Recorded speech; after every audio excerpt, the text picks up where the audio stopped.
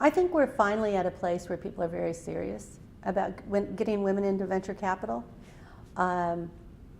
I believe that that nearly every venture firm is going to be looking for a young partner or hopefully a general partner to add to their firms. Still, about 3 out of 4 venture firms don't have a woman general partner.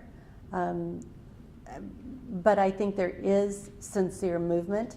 This is a strategic imperative for them to be successful. But at the same time, we need to build completely new models that are going to bring women and people of color in. So it's not just women, but completely new models. So we need to do all of these simultaneously. We need more women in those traditional funds. We need more women to spin out of those traditional funds that have been there long enough to have a track record, to create their own funds and their own cultures and do it their way. And there are a number of them that are doing that really nicely and making great money.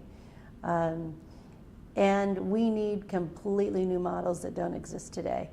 And that's when the vibrancy, of venture capital is going to come back. There's all of these articles that are talking about what's wrong with venture capital, or we're leaving Silicon Valley, or can Silicon Valley right itself? Silicon Valley is in a rut right now, but they realize that. They're stuck. And they're stuck in some old patterns. The people that recognize patterns, I think now realize they're stuck in a pattern that's not moving them forward. And so we're seeing some shifts and we're seeing changes. But Silicon Valley also knows that disruption is the name of the game.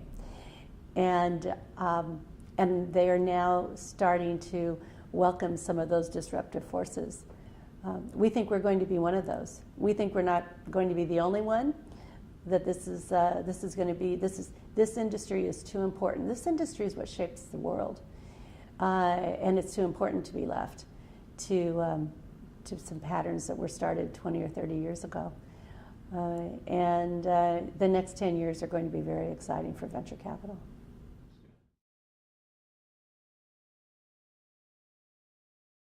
Well, our big vision, over 100,000 women investing in our funds by 2022. That'll be about $1.7 billion that will go into venture. So that's the start.